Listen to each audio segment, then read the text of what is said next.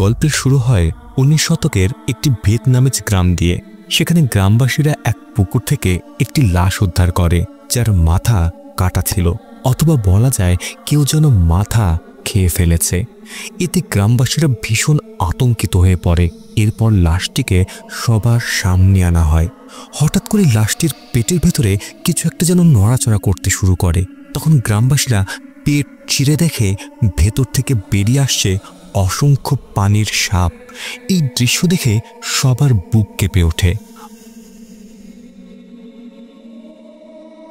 আসলে এই গ্রামের সঙ্গে জড়িয়ে ছিল একটি ভয়ঙ্কর গল্প। প্রায় 5 বছর আগে এক ডুবে থাকা আত্মা তার প্রথম শিকারকে হত্যা করেছিল। এই আত্মাটি পানিতে অর্থাৎ পুকুরের ভেতরে থাকত এবং মানুষদেরকে নির্মমভাবে মেরে ফেলত। এরপর খেয়ে ফেলত সেই মৃত মানুষের মাথা। ধীরে ধীরে এই অশুভ শক্তি আরও ভয়ঙ্কর হয়ে ওঠে এবং এখন পর্যন্ত 8 জন মানুষের মৃত্যু হয়েছে। এই সময় আমরা এক মহিলাকে দেখি, যার নাম মুনের ভাগ্নির নাম নগা, যে হঠাৎ নিখোঁজ হয়ে যায়। কিন্তু গ্রামবাসীরা কেউই জানত না সে কোথায় গেছে, আর তাকে খুঁজে বের করার সাহসও তারও ছিল না। মুন তখনই নগার ব্যাপারে জানতে পারে যখন সে পুকুরের ধারে নগার একটি চটি খুঁজে পায়। এই জন্য মুন এক ডিটেকটিভকে বার্তা পাঠায়। তার নাম ডিটেকটিভ কিন। ডিটেকটিভ কিন 19 শতকের ভিয়েতনামের একজন অসাধারণ বিপজ্জনক ডিটেকটিভ। তার কাজের ধরন পুরোপুরি লজিক, অবজারভেশন আর ধৈর্যের উপর ভিত্তি করে। গ্রামের লোকজন ঘটনাগুলোকে ভূত, প্রেত, লোককথা, অভিশাপ বা অতি প্রাকৃত যাই মনে করুক না কেন, কিন সবকিছু যুক্তি দিয়ে বিচার করে। তার মতে প্রতিটা ভৌতিক ঘটনার পেছনে থাকে মানুষের লোভ, অপরাধবোধ আর অপরাধ। সে কোনো চিৎকার করা নায়ক নয়, সে একজন নীরব চিন্তাবিদ। কম কথা বলে, বেশি কাজ করে। এই কারণেই সে ভয় আর কুসংস্কারে ভরা কেসগুলো ধাপে ধাপে সমাধান করতে পারে। এবারেও সে ঠিক সেটাই করতে এসেছে। এরপর আমরা দেখি ডিটেকটিভ কিন গ্রামের দিকে আসছে। গ্রামে ঢোকার সময় সে একটি অসুস্থ মহিলাকে দেখে, যার নাক দিয়ে রক্ত পড়ছিল। এরপর সে নিখোঁজ হওয়া মানুষদের খবর দেখতে পায়। তখন জানা যায় নগা নিখোঁজ হয়েছে প্রায় 5 দিন আগে। এরপর দেখানো হয় মুনকে, যে গ্রামপ্রধান লাইমের বাড়ির বাইরে দাঁড়িয়ে সাহায্য চাচ্ছিল, কিন্তু তাকে কোনো সাহায্য করা হয়নি, বরং দরবার থেকে বের করে দেওয়া হয়। মুন চাইছিল লাইম যেন তার লোক পাঠিয়ে নগাকে খুঁজে বের করে, কিন্তু কিছুই করা হয়নি। সে জোর করে ভেতরে ঢোকার চেষ্টা করলে সেখানে থাকা লোকগুলো তাকে ধাক্কা দিয়ে ফেলে দেয়। ঠিক তখনই কিন সেখানে আসে। কিনকে দেখে মুন খুব খুশি হয়। তারা একে অপরকে আগে থেকে চিনত, আর বোঝাই যায় মুন কোথাও না কোথাও কিনকে পছন্দ করত। দরবারে থাকা লোকদের আচরণ কিনের ভালো লাগেনি, তাই সে তাদের ধমক দেয়। এরপর সে মুনের সঙ্গে চলে যায়। মুন কিনকে জানায় নগা নিখোঁজ হওয়ার পরপরই সে সাহায্যের জন্য লাইমের কাছে এসেছিল, কিন্তু তাকে বলা হয়েছিল অপরাধী সেই পানির আত্মা। কিন্তু মুনের তা বিশ্বাস হয়নি, কারণ আগের সব নিখোঁজ হওয়া লাশ পানির ওপর ভেসে উঠেছিল, কিন্তু নগার ক্ষেত্রে শুধু তার চটি পাওয়া গেছে। এরপর মুন কিনকে নগার বাড়িতে নিয়ে যায়, যেখানে নগা তার বাবার সঙ্গে থাকত। কিন নগার বাবার সঙ্গে কথা বলে। নগার বাবা জানতে চায় মুন কিনকে কিভাবে চেনে। তখন মুন জানায় কিনই তার প্রাক্তন স্বামীকে দুর্নীতির মামলায় গ্রেপ্তার করিয়েছিল। কিন জিজ্ঞেস করে শেষ কবে নগাকে দেখা গিয়েছিল। তার বাবা জানায় 5 দিন আগে সকালে সে তাকে শুভেচ্ছা জানিয়ে বাজারে গিয়েছিল। কিন জিজ্ঞেস করে সে কি কোনো অদ্ভুত আচরণ করেছিল। বাবা তা অস্বীকার করে। তখন কিম ধারণা করে হয়তো সে তার প্রেমিকের সঙ্গে পালিয়ে গেছে, তবে বিষয়টি নিশ্চিত ছিল না। এরপর নগার বাবা বাইরে গেলে মুন কিমকে কেসে সাহায্য করে। মুন জানায় প্রায় 2 সপ্তাহ আগে নগার ঘরে একজন চোর ঢুকেছিল। শব্দে নগার ঘুম ভেঙে যায়। চোরটাকে আক্রমণ করে, কিন্তু নগা চোরের হাতে একটি বস্তু ঢুকিয়ে দেয়। এরপরই চোর পালিয়ে যায়। কিন নগার জিনিসপত্র পরীক্ষা করে দেখে সবকিছু আগের মতোই ছিল, মানে সে পালিয়ে যায়নি। একটি চটিও পড়েছিল, তাই পালানো অসম্ভব। এরপর কিন জানতে চায় যে পুকুরে চটিটি পাওয়া গেছে সেটি কোথায়। মুন জায়গাটা দেখিয়ে দেয়, কিন্তু কিন তাকে সঙ্গে নিতে অস্বীকার করে, যেহেতু এতে ঝুঁকি ছিল। এরপর কিন গ্রামের এক লোকের কাছে চটি সম্পর্কে জানতে চায়। জানা যায় চটিটি আসলে মন্দিরে ছিল। লোকটি সেটি এনে দেয়। কিন দেখে চটির ভেতরে ধুত্রা লাগানো ছিল। লোকটি জানায় এটা শামানের কাজ। লাইম বলেছিল সে একজন শামান ডেকে আনবে, যে গ্রামকে পানির আত্মার হাত থেকে বাঁচাবে। এদিকে আমরা লাইমের মেয়েকে দেখি, তার নাম টেত। সে গোসলের প্রস্তুতি নিচ্ছিল। হঠাৎ মাটির কলসি পানি উপচে পড়ে। পানির ভেতর থেকে দুটি হাত বেরোতে দেখে সে ভয় পেয়ে যায়। সঙ্গে সঙ্গে তার নাক দিয়ে রক্ত পড়তে শুরু করে। অন্যদিকে কিন গ্রামের এক লোকাল শামানের কাছে যায়, যার নাম তিন। সে গ্রাম জুড়ে ধূপ জ্বালিয়ে রিচুয়াল করে যাতে পানির আত্মাকে দূরে রাখা যায়। শামান কিনকে বলে এই আত্মা খুব শক্তিশালী এবং খুব হিংস্র। সে কিনকে সুরক্ষার জন্য একটি তাবিজও দেয়। তবে কিনের আসল আগ্রহ ছিল এই ধূপটা কোথায় জন্মায় সেটা জানা। তখন সেই শামান জানায় ধূপটা সাধারণত ঝর্ণার পাশে জন্মায়। এটা শুনে কিন সেখানে যাওয়ার সিদ্ধান্ত নেয় যাতে সে ভালোভাবে তদন্ত করতে পারে। কিন্তু কিনের পিছু পিছু মুনও সেখানে চলে আসে আর কিন তাকে ধরে ফেলে। মুন বলে সে আগে কিনকে জানিয়েছিল তার ভাগ্নিকে কোনো আত্মা বা ভূত অপহরণ করেনি, তাহলে কিন শামানের কাছে কেন এসেছিল? কিন উত্তর দেয় এটা তার তদন্তেরই একটা অংশ। এরপর তারা ঝর্ণার কাছে পৌঁছায়। সেখানে কিন মাটিতে রক্ত দেখতে পায়। এটা দেখে মুন ভীষণ ভয় পেয়ে যায়, কারণ তার মনে হয় এই রক্ত নগার। কিন্তু কিন বলে এটা কোনো পশুর রক্ত হতে পারে। কোনো সিদ্ধান্তে পৌঁছানোর আগে ভাবনা চিন্তা করা জরুরি। এরপর কিন মুনকে বলে নগা সম্পর্কে সবকিছু খুলে বলতে। মুন বলে সে সবই বলেছে, কিন্তু এখনো নগার মায়ের কথা বলেনি। তখন মুন জানায় নগা যখন মাত্র কয়েক মাসের ছিল তখন তার মা তার প্রেমিকের সঙ্গে পালিয়ে যায়। এরপর থেকে লোকজন নগার দিকে খারাপ চোখে তাকাতে শুরু করে। তারা বলতো নগা আসলে তার বাবার সন্তান নয়, এমনকি কেউ তাদের সন্তানদের নগার সঙ্গে খেলতেও দিত না। এই সময় থেকেই মুনই নগার দেখাশোনা করত, কারণ সে নগাকে একা ফেলে রাখতে পারত না। শুধু তাই নয়, মুন তাদের দাদির দেয়া একটি বালা নগাকে দিয়ে দিয়েছিল। মুন তার স্বামীর সঙ্গে আলাদা থাকত, কিন্তু একসময় তার স্বামী তার সব যোগাযোগ বন্ধ করে দেয়। এতে মুন খুব কষ্ট পায়, আর বছরের পর বছর সে নগার সঙ্গে দেখা করতে পারেনি। বহু বছর পর যখন সে আবার নগার সঙ্গে দেখা করে তখন নগা তার ওপর খুব রাগ করেছিল, তবুও সে তাকে জড়িয়ে ধরে এবং ক্ষমা করে দেয়। অথচ নগা তার জন্য বহু বছর ধরে অপেক্ষা করেছিল। এসব কথা মনে করে মুন ভীষণ আবেগপ্রবণ হয়ে কেঁদে ফেলে। তখন কিন তাকে একটি রুমাল দেয় যাতে সে চোখ মুছতে পারে। এরপর তারা তদন্ত আপাতত বন্ধ করে দেয়, কেননা পরদিন আবার নগাকে খোঁজা শুরু করবে। রাত হলে কিন তার থাকার জায়গায় ফিরে যায়। সে লক্ষ্য করে পাশের ঘরে মাছের কাঁটা আর ধূপ জ্বালানো ছিল যাতে আত্মাকে দূরে রাখা যায়। কিন তার তদন্তের কাজ করছিল, ঠিক তখনই তার নাক দিয়ে রক্ত পড়তে শুরু করে। অনেকক্ষণ কাজ করতে করতে সে ঘুমিয়ে পড়ে। ঘুমের মধ্যে সে ভয়ঙ্কর দুঃস্বপ্ন দেখে। সেখানে সে নগাকে দেখে যে ঝর্ণার পাশে দাঁড়িয়েছিল। হঠাৎ পানির ভেতর থেকে দুটি হাত বেরিয়ে এসে তাকে ধরে ফেলে। নগা পড়ে যায় এবং তার মুখে আঘাত লাগে। তার রক্ত মাটিতে পড়ে যায়, আর সেখানে কিনও উপস্থিত ছিল। পানির আত্মা নগাকে টেনে পানির ভেতরে নিয়ে যেতে থাকে। কিন তাকে বাঁচাতে দৌড়ায়, কিন্তু তার হাতে এসে পড়ে শুধু নগার কাটা মাথা। এটা দেখে সে ভীষণ ভয় পেয়ে যায়। তখনই তার ঘুম ভাঙে। পরদিন কিন আবার তদন্ত শুরু করে।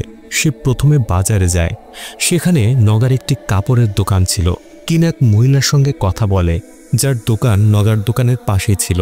সেই মহিলা জানায় একদিন নগা খুব তাড়াতাড়ি দোকান বন্ধ করে দক্ষিণের দিকে চলে গিয়েছিল, আর দক্ষিণের দিকেই সেই ঝর্ণাটি অবস্থিত। কিন জিজ্ঞেস করে সেদিন কি নগার আচরণে কোনো অস্বাভাবিকতা ছিল? মহিলা বলে সে বিষয়টা খুব একটা খেয়াল করেনি, তবে নগা চলে যাওয়ার ঠিক আগে মিস তেত সেখানে এসেছিল। তেত হলো গ্রামের প্রধান লাইমের মেয়ে। এরপর কিন মিস তেতের কাছে জিজ্ঞাসাবাদ করতে যায়। সে জানতে চায় সেদিন সে নগার কাছে কেন গিয়েছিল। তেত জানায় সে কিছু দামি কাপড়ের অর্ডার দিয়েছিল, কিন্তু নগা তাকে ভুল রঙের কাপড় দিয়েছিল। কিন জিজ্ঞেস করে এরপর কি হয়েছিল। তেত বলে সে শুধু সঠিক রঙের কাপড়ের দাম দিতে চেয়েছিল, কিন্তু নগা তা নিতে অস্বীকার করে। সে একটু রাগান্বিত ছিল এবং বলছিল যদি তেত টাকা না দেয় তাহলে সে থাকের কাছ থেকে টাকা নিয়ে নেবে। কিন জানতে চায় এই থাককে। তেত জানায় থাক হলো তার হবু স্বামী। এখান থেকেই বিষয়টা আরও জটিল হয়ে যায়, কারণ থাক মাটির জিনিসপত্র তৈরি করত, আর নগার ঘরে যে চোর ঢুকেছিল তার হাত থেকে ঠিক এমনই মাটির প্লেট ভেঙে গিয়েছিল। অর্থাৎ এই পুরো ঘটনার সঙ্গে থাকের কোনো না কোনো যোগসূত্র ছিল। এরপর তারা থাকের খোঁজ করে তার বাড়িতে পৌঁছায়। সেখানে গিয়ে তারা থাককে পায় না। কিন একাই ঘরের ভেতরে ঢোকে এবং মনকে বাইরে অপেক্ষা করতে বলে, কারণ পরিস্থিতি বিপজ্জনক হতে পারে। ভেতরে ঢুকেই কিন নগাকে দেখতে পায়, কিন্তু সে স্বাভাবিক ছিল না, আর সে একা ছিল না। তার সঙ্গে সেখানে উপস্থিত ছিল এক ভয়ঙ্কর অশুভ শক্তি, যে তাকে বন্দি করে রেখেছিল। এই দৃশ্য দেখে কিন রীতিমতো ঘাবড়ে যায়, তবুও সে নিজেকে সামলে নেয়। হঠাৎ করে সে আত্মা আর নগা দুজনেই অদৃশ্য হয়ে যায়। কিন বুঝতেই পারছিল না যে সে এই মুহূর্তে কি দেখল। এরপর সে আবার তদন্ত চালিয়ে যেতে থাকে। তখন কিন দেখতে পায় বিছানার ওপর একটি মানুষের আকৃতির কিছু একটা কাপড়ে ঢাকা রয়েছে। এটি দেখে তার মনে হয় হয়তো ওটা কোনো লাশ। সে এগিয়ে এসে কাপড়টি সরাতে যাচ্ছিল। এমন সময় বাইরে থেকে মুনের চিৎকার শোনা যায়। কিন সঙ্গে সঙ্গে দৌড়ে মুনের কাছে আসে, কিন্তু আসলে যা হয়েছিল তা হলো হঠাৎ করে থাক মুনের সামনে চলে এসেছিল। তাকে দেখে ভয় পেয়ে মুন চিৎকার করে ওঠে। এখানে আসলে সব ঠিকই ছিল, তবে কিনের তদন্ত এখনও শেষ হয়নি। তাই সে থাককে ভেতরে নিয়ে আসে। ভেতরে ঢুকে কিন তাকে বলে ওই ঢেকে রাখা জিনিসটা খুলে দেখাতে, কিন্তু দেখা যায় সেখানে কিছুই ছিল না, অর্থাৎ কিন ভুল কিছু দেখেছিল। এরপর কিন থাককে নগা সম্পর্কে জিজ্ঞাসাবাদ শুরু করে। থাক জানায় সেও নগাকে খুঁজে বের করার চেষ্টা করছিল, কিন্তু সেও কোনো কিছুই খুঁজে পায়নি। এখানে প্রশ্ন তৈরি হয়, সে নগাকে খুঁজছিল বা কেন?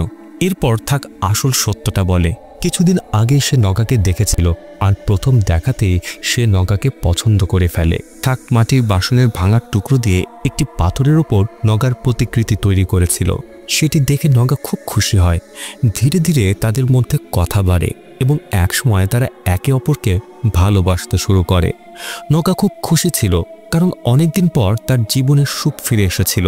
থাকও নগাকে ভীষণ ভালোবাসত, কিন্তু একদিন সে মন খারাপ করে নগার সঙ্গে দেখা করে এবং জানায় তার বিয়ে আগেই ঠিক হয়ে গেছে।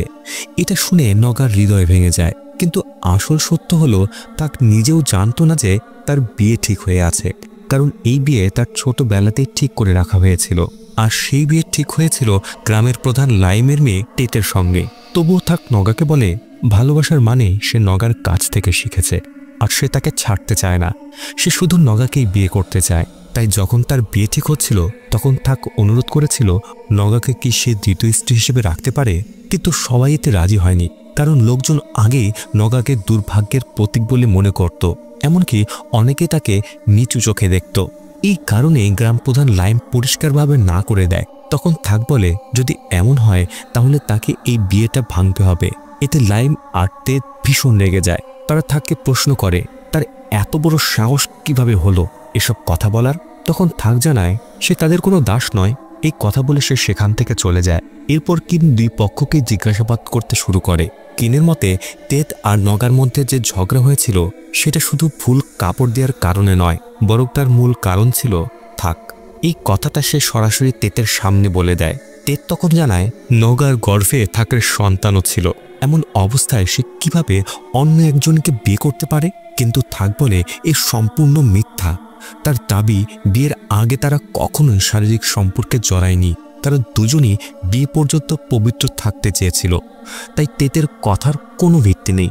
এদিকে তেত বলছে এক কথা আর থাক বলছে আরেক কথা, ফলে কেসটা আরও জটিল হয়ে ওঠে। তেত আরও বলে হতে পারে নগায় থাককে চাপ দিয়েছিল যাতে সে তাকে দ্বিতীয় স্ত্রী হিসেবে রাখে। এই সব কথা শুনে কিনের মনে একের পর এক প্রশ্ন উঠে আসে।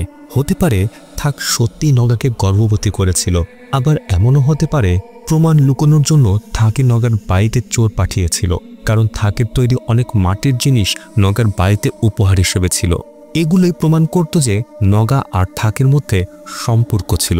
থাক চায়নি তার নামে বদনাম হোক, তাই সে চোর পাঠায় যেন চোর সব মাটির জিনিসপত্র চুরি করে নিয়ে যায় এবং কোনো প্রমাণ না থাকে। কিন্তু ঠিক সেই সময় নগার ঘুম ভেঙে যায় আর চোর তাকে আক্রমণ করে। তখন নগা চোরের হাতে ছুরি ঢুকিয়ে দেয়। এর মানে স্পষ্ট, এই কেস সমাধান করতে হলে চোরকে খুঁজে বের করতেই হবে, কারণ সত্য জানার একমাত্র পথ সেই। কিন্তু চোরকে খুঁজবে কিভাবে? তখন তারা সিদ্ধান্ত নেয় চোরের হাতে অবশ্যই আঘাতের চিহ্ন থাকবে। সেই চিহ্ন ধরেই তাকে খুঁজে বের করতে হবে। এই কাজটা কিন মুনকে দেয়। মুন এজন্য একটি প্রতিযোগিতার আয়োজন করে। সেখানে সবাইকে ছুরি দিয়ে নিশানা লাগাতে বলা হয়, আর যে জিতবে তাকে উপহার দেওয়া হবে। অনেক মানুষ সেখানে অংশ নিতে আসে। কিন চুপচাপ সবার উপরে নজর রাখছিল। হঠাৎ সে একজন লোককে দেখতে পায় যার হাতে ছুরির আঘাতের দাগ ছিল। এতে বোঝা যায় এই লোকটি চোর হতে পারে, যদিও তখনও নিশ্চিত হওয়া যায়নি। কিন মুনকে ওই লোকটির সম্পর্কে জিজ্ঞেস করে। মুন জানায় তার নাম ডং। সে আগে গ্রাম প্রধানের বাড়িতে কাজ করত। একবার তার ওপর চুরির অভিযোগ আনা হয়েছিল, যদিও বিষয়টা পরিষ্কার ছিল না। কিন্তু তারপর লাইম পুরো গ্রামের সামনে ডংকে মারধর করার আদেশ দিয়েছিল। এই কথা শুনে কিন আর মুন ডংয়ের বাড়িতে যায়। ভিতরে ঢুকে তারা দেখে সেখানে থাকের তৈরি মাটির অনেক জিনিসপত্র রয়েছে। এতে কিনের সন্দেহ আরও পাকা হয়ে যায়, এই লোকটি চোর। ঠিক তখনই ডং সেখানে এসে পড়ে। তাদের দেখেই সে পালানোর চেষ্টা করে। কিন তার পিছু নেয় এবং কিছু দূর গিয়ে তাকে ধরে ফেলে। এরপর তাকে তার নিজের ঘরে বেঁধে জিজ্ঞাসাবাদ শুরু করে। ডং কাঁদতে কাঁদতে বলে সে নগা সম্পর্কে কিছুই জানে না। সে সত্যি শুধু চুরি করতেই সেখানে গিয়েছিল। তার কথা শুনে মনে হচ্ছিল সে সত্য বলছে। তবে চুরি তো অপরাধী। ডং বলে সে চুরি না করলে না খেয়ে মরবে। আগেও লাইম তাকে মিথ্যা মামলায় ফাঁসিয়েছিল, যদিও সে কিছুই করেনি। ডং কিনের কাছে হাত জোর করে অনুরোধ করে এইবার যেন তাকে ছেড়ে দেওয়া হয়। ঠিক তখন মুন নগার একটি গয়নার বাক্স খুঁজে পায়। কিন বলে চুরি করার শাস্তি তাকে পেতেই হবে। তখন ডং ভয়ে বলে যদি এই কথা চিফ জানতে পারে তাহলে তারা তার হাত কেটে ফেলবে। ডং আরও বলে যদি কাউকে গ্রেপ্তার করতে হয় তাহলে লেডি ভিউংকে গ্রেপ্তার করা উচিত, যিনি চিফ লাইমের স্ত্রী। কারণ সে যখন নগার বাড়ি থেকে পালাচ্ছিল তখন সে লেডি ভিউংকে নগার বাবার বাড়ি থেকে বেরোতে দেখেছিল। এতে মনে হয় তাদের মধ্যে কোনো সম্পর্ক থাকতে পারে, আর সম্ভবত নগা সেই সম্পর্কে কথা জেনে ফেলেছিল, আর সেই কারণেই তারাই নগাকে গায়েব করে দিয়েছে। এবার সত্যটা জানার জন্য কিন আর মুন সরাসরি নগার বাবার কাছে যায়। সেখানে গিয়ে তারা তাকে সবকিছু জিজ্ঞেস করতে শুরু করে। কিন স্পষ্ট করে বলে যদি সে সত্য না বলে তাহলে সে সরাসরি চিফের কাছে যাবে। তখনই নগার বাবা পুরো সত্যটা বলতে শুরু করে। আসলে সেই রাতে চিফের স্ত্রী লেডি ভিউং সেখানে এসেছিল একটাই কারণে। নগার বাবা জেনে গিয়েছিল যে থাক আর নগা একে অপরকে ভালোবাসে, কিন্তু সমস্যা হলো তার নিজের মেয়ে তেত আর থাকের মধ্যে বিয়ে ঠিক হয়ে গেছে, আর এই সম্পর্কের মাঝে নগা বাধা হয়ে দাঁড়াচ্ছিল। তাই নগার বাবাকেই এই দুজনকে আলাদা করতে হবে। এই কাজের জন্য লেডি ভিউং তাকে কিছু টাকা দেয় যাতে সে নিজের ঋণ শোধ করতে পারে। এত টাকা পেয়ে নগার বাবা রাজি হয়ে যায়। এই কথা শুনে মুন ভীষণ রেগে যায়, কিন্তু তবুও নগার নিখোঁজ হওয়ার সরাসরি কারণ তার বাবা ছিল না, তাই তারা সেখান থেকে চলে যায়। অর্থাৎ লেডি ভিউংয়ের সঙ্গে কোনো গোপন সম্পর্কের কথা মিথ্যা প্রমাণিত হয়। এরপর তারা সরাসরি চিফের বাড়িতে যায়। সেখানে কিন টেপকে বলে সে শুরু থেকে সব মিথ্যা বলেছে, এমনকি নগার গর্ভের শিশুর গল্পটাও। সে শুরু থেকে সবাইকে ভুল পথে চালিত করছিল। কিন্তু প্রশ্ন হলো কেন? কিন তাকে কড়া জিজ্ঞাসাবাদ শুরু করে। তেতের মুখে স্পষ্ট ভয় আর আতঙ্ক দেখা যাচ্ছিল। নিশ্চয়ই নগার নিখোঁজ হওয়ার পেছনে তারই হাত ছিল। কিন পুরো যুক্তি সাজিয়ে বিষয়টা ব্যাখ্যা করে। তেত আসলে নগার কাপড়ের দোকানে গিয়েছিল তাকে ভয় দেখাতে, কাপড়ের রং নিয়ে ঝামেলা করতে নয়। কাপড় বা রং আসলে কোনো বিষয়ই ছিল না। কিন জানায় সে আর মুন ঝর্ণার কাছে গিয়েছিল, যেখানে তারা অনেক রক্ত আর নগার চটি পেয়েছিল। অর্থাৎ সেই রক্ত নগারই ছিল এবং নগার নিখোঁজ হওয়ার পেছনে তেতই দায়ী। এবার কিন তেতকে পুরো সত্য বলতে বাধ্য করে। সে তাকে আবারও কড়া করে জেরা করছিল, কারণ মুন কিনকে জানিয়েছিল একজন লোক তেতকে ঝর্ণার দিকে যেতে দেখেছিল। যদিও লোকটা কে ছিল সেটা তখনও জানা যায়নি। জিজ্ঞাসাবাদের সময় তেতের নাক দিয়ে রক্ত পড়তে শুরু করে। হঠাৎ সে নগার আত্মাকে দেখতে পায়। ভয় পেয়ে সে ভেঙে পড়ে এবং পুরো সত্য স্বীকার করে। তেত জানায় হ্যাঁ, সে নগার সঙ্গে দেখা করতে ঝর্ণার কাছে গিয়েছিল, কারণ সে নগাকে বলতে গিয়েছিল যেন নগা তার আর থাকের পথ থেকে সরে দাঁড়ায়। কিন্তু নগা রাজি হয়নি।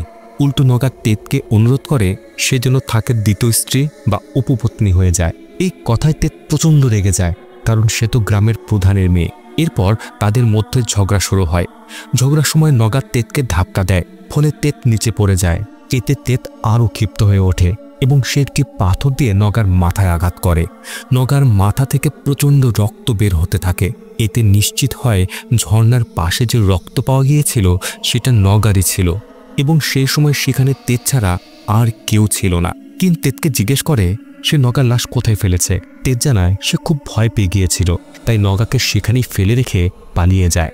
তাহলে প্রশ্ন ওঠে নগার লাশ গেল কোথায়? সে কি নিজে নিজেই উঠে গিয়ে উধাও হয়ে গেল, ঠিক তখনই তেতের মা লেডিভিয়ান বলে ওঠে, নিশ্চয়ই পানির সেই আত্মা নগাকে নিয়ে গেছে।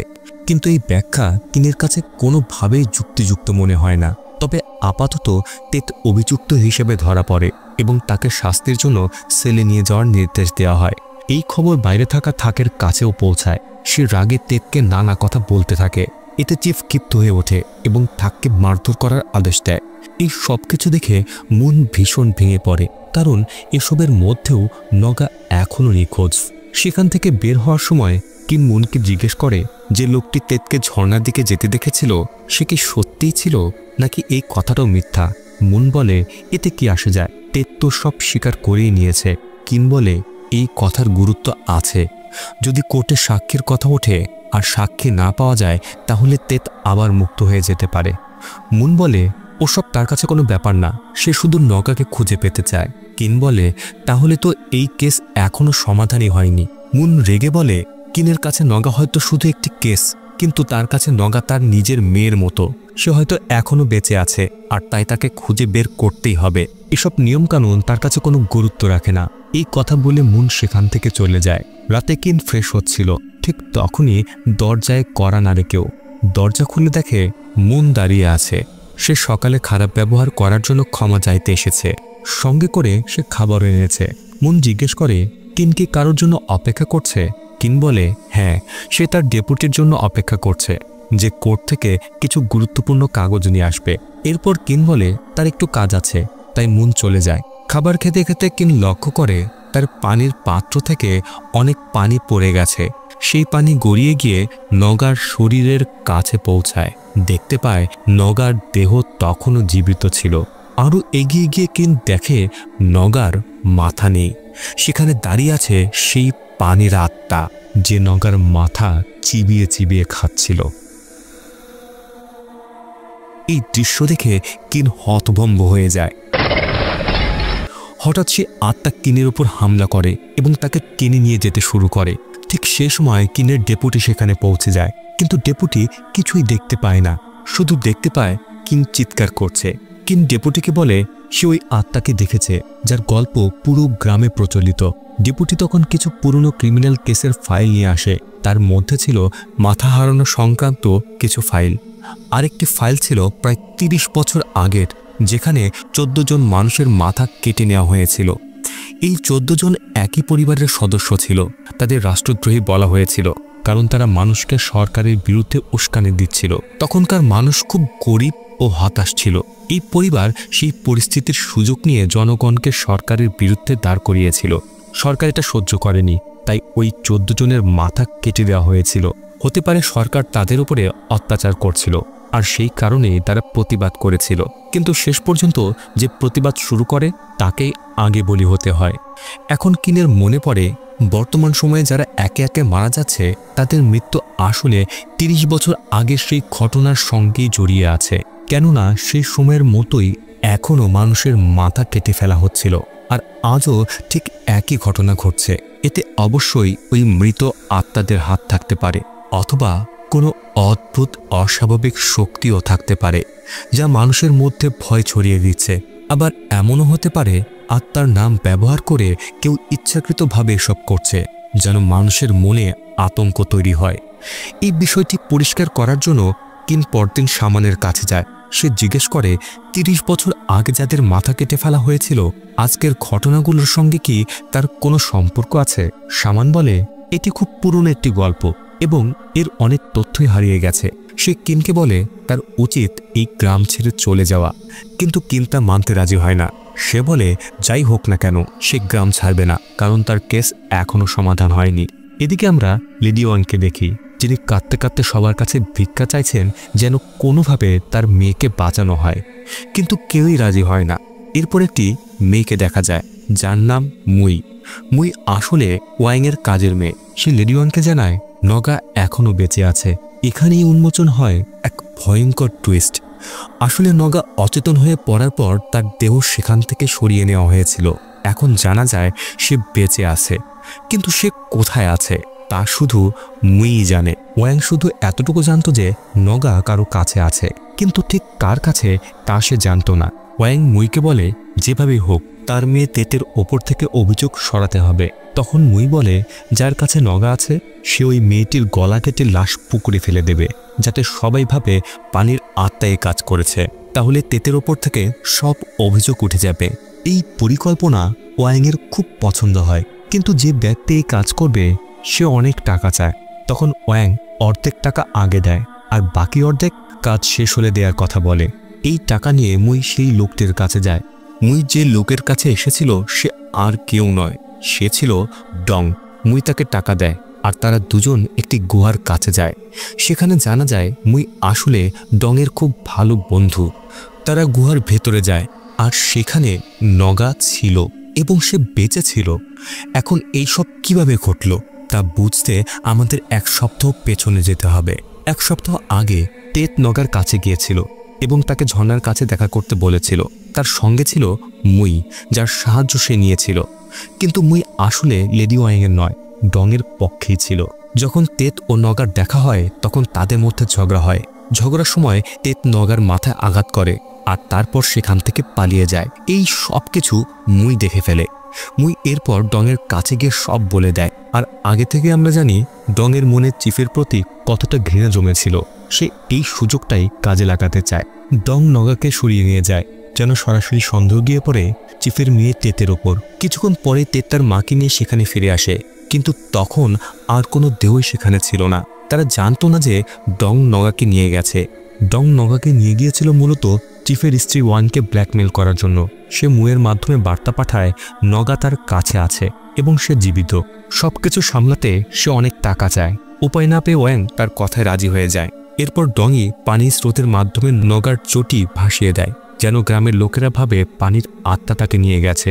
অর্থাৎ শুরুতে যে চটি পাওয়া গিয়েছিল সেটি কোনো আত্মা বা ভূতের কাজ নয়, ডং নিজেই সেখানে রেখে গিয়েছিল। কিন্তু ডিটেকটিভ কিনে এসে পুরো পরিকল্পনায় ভেঙে দেয়। বর্তমান সময়ে ওয়াং আবার মুইকে টাকা দেয় যেন ডং নগার গলা কেটে সবার সামনে প্রমাণ করতে পারে যে এই সব কিছু আত্মার কাজ। মুই ডংয়ের কাছে যায় এবং তাকে টাকা দেয়। টাকা নেওয়ার পর ডং একটি ধারালো অস্ত্র নিয়ে গুহার ভেতরে ঢোকে। সে স্পষ্টভাবেই নগাকে মারতে এসেছিল। মুই তাকে বাধা দেয় এবং বলে এখন আর কাউকে মারার দরকার নেই, তার কাছে তো আগেই অনেক টাকা আছে। কিন্তু ডং কথা শোনে না এবং নগার মাথা কেটে ফেলে। পরদিন লোকেরা লেকের ধারে একটি লাশ পায়। সবাই হতবাক হয়ে যায়। মন পুরোপুরি ভেঙে পড়ে। কিনো মানসিকভাবে ভেঙে যায়, কারণ সে নগাকে জীবিত খুঁজে পাওয়ার আশা করেছিল। কিন্তু আজ তার লাশ দেখে সেই আশা ভেঙে যায়। মেয়ের মৃত্যুর ঘটনাটি সহ্য করতে না পেরে নগার বাবা আত্মহত্যা করে। সত্যের গভীরে যেতে কিন শামানের সাহায্য নেয়। একটি বিশেষ রিচুয়াল করতে হবে, আর এর জন্য আগের সব মৃতদেহ লাগবে যেগুলো লেকের ধারে পাওয়া গিয়েছিল।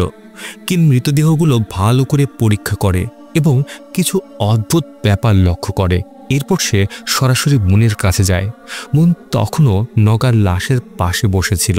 কিন বলে আগের মৃতদেহগুলো পায়ের চামড়া ভাঁজছিল, কারণ তারা দীর্ঘ সময় পানিতে ছিল। কিন্তু এই লাশ একেবারে নতুন। আগের ভিকটিমদের ধারালো অস্ত্র দিয়ে মারা হয়নি, কিন্তু এই লাশের মাথা ধারালো অস্ত্র দিয়ে কাটা হয়েছে। অর্থাৎ প্যাটার্ন মিলছে না। আর সবচেয়ে চমকপ্রদ বিষয় হলো এই লাশটি নগার নয়। তারা এটি বুঝতে পারে পায়ের চটির সাইজ দেখে। তাদের সঙ্গে একটি খেলা হয়েছে। তবে লাশের পাশে নগার গয়নার বাক্স পাওয়া যায়, যেন সবাই বিশ্বাস করে এটি নগার লাশ। কিন সঙ্গে সঙ্গে বোঝে যায় এই কাজ ডংই করেছে, কারণ ওই গহনার বাক্সটি ডংয়ের কাছ থেকেই পাওয়া গিয়েছিল, যা সে চুরি করেছিল। এদিকে আমরা ওয়াংকে দেখি। সে সেলে গিয়ে তার মেয়ের সঙ্গে দেখা করে, কিন্তু তবুও তেতে বাইরে বেরোতে পারে না, কারণ সে নিজেই স্বীকার করেছে যে সে নগাকে মেরেছে। তাই এখন সে কিছুই করতে পারছে না। তবে একটা সুযোগ তখনই আসতে পারে যদি সেই লোকটিকে পাওয়া যায় যে নগাকে ঝর্ণার দিকে যেতে দেখেছিল। তখন টেড বলে সে মুইকে দেখেনি, কিন্তু সেখানে যাওয়ার কথা মুইকে জানিয়ে গিয়েছিল। এরপর ওয়াং সরাসরি মুইয়ের কাছে যায় এবং তাকে জিজ্ঞেস করে এতদিন সে কেন সত্য লুকিয়ে রেখেছিল। করা জেরা করতেই মুই একেবারে সব বলে দেয়। এই সব ঘটনার পেছনে ডং জড়িত। আর যে লাশটা পাওয়া গেছে সেটা নগার নয়, সেটা ছিল এক সাধারণ মেয়ে যার কিছুদিন আগে মৃত্যু হয়েছিল। এই কথা শুনে ওয়াং ভীষণ রেগে যায়, কিন্তু তবু সে মুইকে একটা সুযোগ দেয়। সে বলে নগা যেখানে আছে সেখানে তাকে নিয়ে যেতে হবে। মুই বলে নগাকে যেখানে আটকে রাখা হয়েছে সেখানে একটা দরজা আছে, আর সেই দরজার চাবি শুধু ডংয়ের কাছে আছে। তখন ওয়াং বলে তাহলে ডংকে মরতেই হবে, তবেই চাবি পাওয়া যাবে। এইভাবে দুজনে মিলে ডংকে মারার পরিকল্পনা করে। এরপর মুই আর ওয়াং ডংয়ের কাছে যায়। ডং তাদের একসাথে থেকে সব বুঝে যায়। ওয়াং তাকে শান্ত করে এবং বাকি টাকা দেওয়ার প্রতিশ্রুতি দেয়, যেটা সে সঙ্গে এনেছিল। তবে শর্ত একটাই, ডংকে চাবি দিতে হবে। এই সময় আমরা দেখি ডংয়ের কুঁড়ে ঘরের বাইরে কিন আর মুনু এসে গেছে এবং চুপচাপ সব কিছু লক্ষ্য করছে। এর মধ্যেই মুই ভেতরে গিয়ে 2 গ্লাস পানি নিয়ে আসে। ডং বোঝা যায় পানিতে বিষ মেশানো আছে, কারণ ওয়াং আর মুই ঠিক এটাই পরিকল্পনা করেছিল। আসলে মুই বাধ্য হয়ে এটা করছিল, কারণ সে যদি এটা না করে ওয়াং তার সঙ্গে ভয়ঙ্কর কিছু করতে পারত। ডং বিষয়টা বুঝে যায় এবং প্রথমেই মুইয়ের গলা কেটে তাকে মেরে ফেলে। এরপর ওয়াংয়ের পালা। ওয়াং বলে ডং যদি তাকে মেরে ফেলে তাহলে সে টাকা পাবে না, কিন্তু ডং জানতো মেরে ফেললেও টাকা নিতে পারবে। তখন ওয়াং বলে ডংয়ের হাতে যে পুঁটলি আছে তার ভেতরে টাকা নয়, শুধু পাথর। আসল টাকা সে বনের ভেতরে লুকিয়ে রেখেছে। এই কথা শুনে ডং তাকে বাঁচিয়ে রাখে।